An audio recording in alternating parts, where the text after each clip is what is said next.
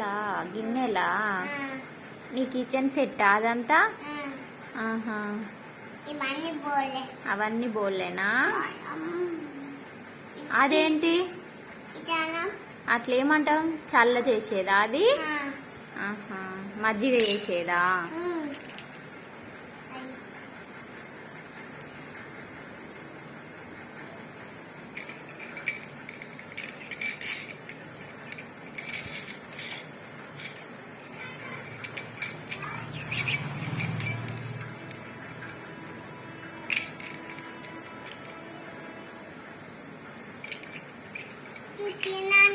తినండి.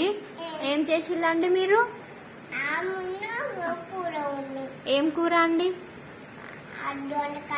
దొండకాయ. Okay okay, తింటాం.